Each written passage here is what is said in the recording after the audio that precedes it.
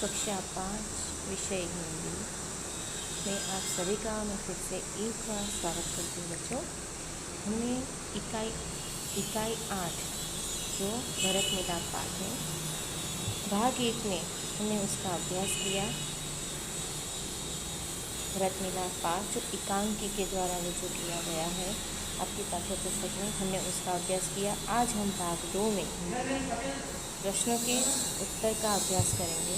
जैसे कि प्रश्नों के उत्तर को भाग 1 में भी आप सभी लोग देख लिए हैं, लेकिन भाग 2 में आज हम वाक्यों में मैं और मैं कैसे लगाएंगे उसके बारे में अभ्यास करेंगे। जैसे कि देखिए, रोटी को देख बिल्ली के मुंह में पानी आ गया। रोटी को देख बिल्ली के मुंह में पानी आ गया। तो इसमें जो मैं लगाया हूँ उसमें 2 मात्रा आएगी या 1 मात्रा आएगी? अगर हम अपने बारे में बात करते हैं, जैसे कि खाली जगह तुझे रोटी न ले जाने दूँगी, तो मैं, अगर हम अपने बारे में बात करते हैं तो उस मैं में 2 मात्रा आएगी और बिंदी आएगी। लेकिन अगर हम किसी और के बारे में बात करेंगे, जैसे कि रोटी को देख बिल्ली के मुंह खाली जगह पानी आ गया, तो मैं, उसमें 1 मात्रा वाला मैं आएगा। ठीक है, फिर आगे देखते। खाली जगह कहती हूँ कि यह रोटी मेरी है। तो चलिए बताइए, इसमें कौन सा मैं आएगा, 2 मात्रा वाला या 1 मात्रा वाला? 2 मात्रा वाला, क्योंकि मैं कहती हूँ कि यह रोटी मेरी है। फिर आगे, दोनों बिल्लियों खाली जगह झगड़ा हो गया। दोनों बिल्लियों, तो कौन सा में आएगा, 1 मात्रा वाला। दोनों बिल्लियों में झगड़ा हो गया। रोटी लेने पहले खाली जगह जपड़ पड़ी। तो रोटी लेने पहले मैं जपटी थी। रोटी लेने खाली जगह जपटी थी, तो रोटी लेने पहले मैं जपटी थी। फिर जैसे कि उचित जोड़े बनाइए, उसमें ए बी जो विभाग दिया गया है और लास्ट में उत्तर दिए गए हैं। तो बच्चों, आपकी आई नोटबुक खोल के बैठिए, उसमें देखो मैं जैसे जैसे बोलूँगी वैसे वैसे आप अपने आई नोटबुक में लिखते जाना। जैसे कि पहला भारत है, ए जो है उसमें भारत, महेश, हिमालय, गंगा और रामायण। बी जो विभाग दिया गया है उसमें सारे उत्तर दिए गए हैं। जैसे कि ए में है पुस्तक, बी में लड़का, सी में नदी, देश में पर्वत और डी में देश और ई में पर्वत। तो चलिए, तो भारत है, तो बी में से कौन सा ऑप्शन आए, बी में से कौन सा जवाब आएगा, बताइए उत्तर कौन सा आएगा? भारत में क्या आएगा? तो भारत डी, तो देश आएगा। क्या आएगा? भारत तो हमारा देश है ना, तो देश आएगा। फिर महेश एक लड़का है। हिमालय एक पर्वत है। गंगा नदी, रामायण पुस्तक। फिर आगे वैसे ही आपको आपके आई नोटबुक में लिखना है। फिर आगे देखिए, लिंग बदलिए। आपको पता है ना, जैसे कि लिंग कैसे बदलनी है आपको सिखाया था। जैसे कि सेठ हो तो सेठानी, लिंग परिवर्तन बोलते हैं उसको। लड़का तो लड़की, पुरुष तो स्त्री, वाला तो वालिन। ऐसे ही आपको अलग अलग से लिंग बदलने हैं। जैसे कि आई नोटबुक में सेठानी दिया है, तो सेठानी का लिंग परिवर्तन क्या होगा, सेठ। फिर लड़की तो लड़का, पुरुष तो स्त्री, ग्वाला ग्वालिन।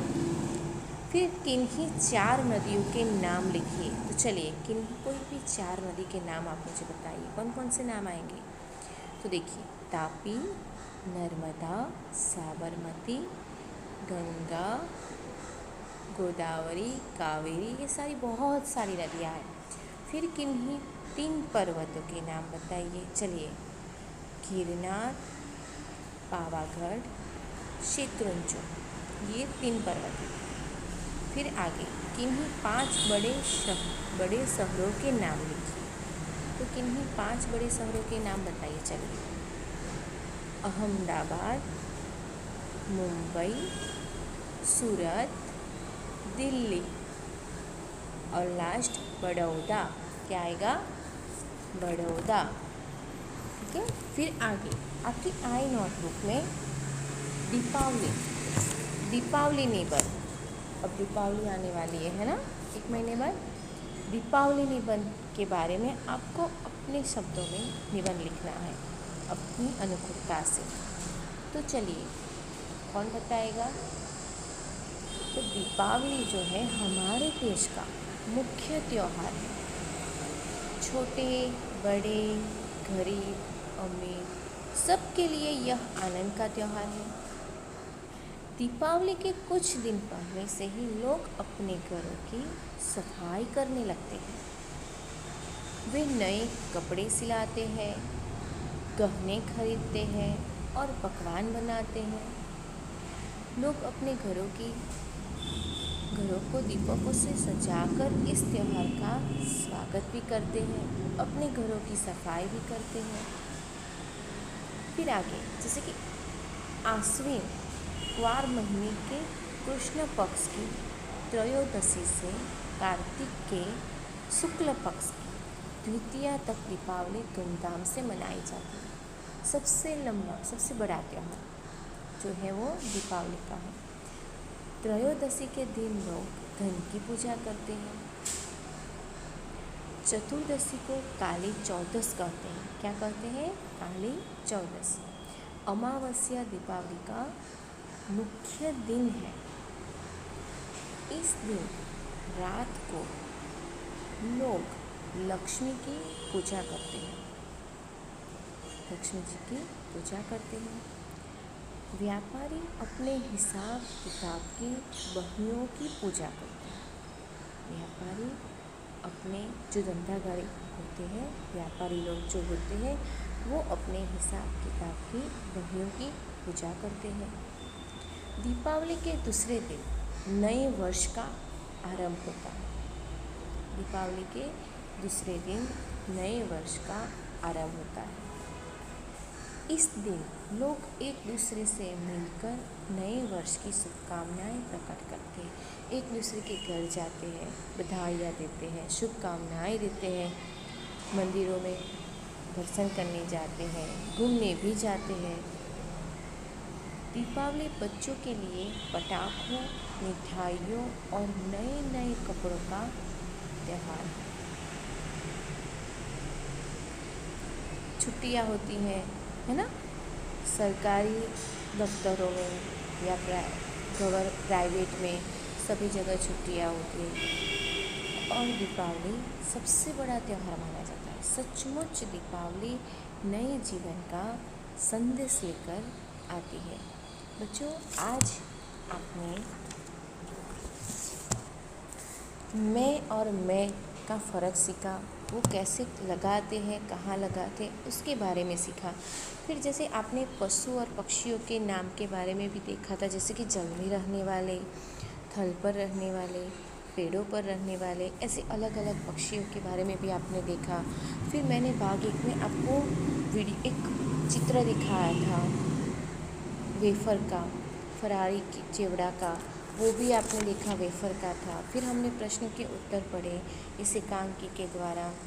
कई ऐसे शब्द, जैसे कि एक वाक्य दिया है लक्ष्मण, तो लक्ष्मण पर से आप वाक्य बनाइए, जैसे कि धनुष और बाण लेकर लक्ष्मण खड़े हैं, है ना बच्चों। ऐसे ही हमने बहुत सारे प्रश्नों के उत्तर सभी के बारे में पढ़ा।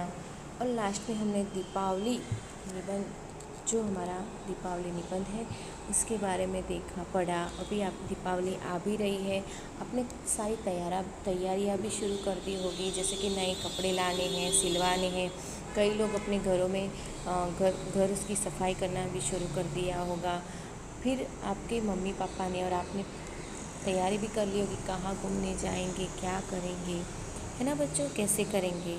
तो वैसे ही आपको अपनी आई नोटबुक में मैंने आपको PDF भेजी है दीपावली निबंध की, उसमें से देखकर आप सभी को दीपावली निबंध लिखना है। ऐसे भी एक दूसरा निबंध भी दिया था, वो भी आपको लिखना है और तैयारी भी करनी है। सारे प्रश्नों के उत्तर आई नोटबुक में लिखने भी हैं।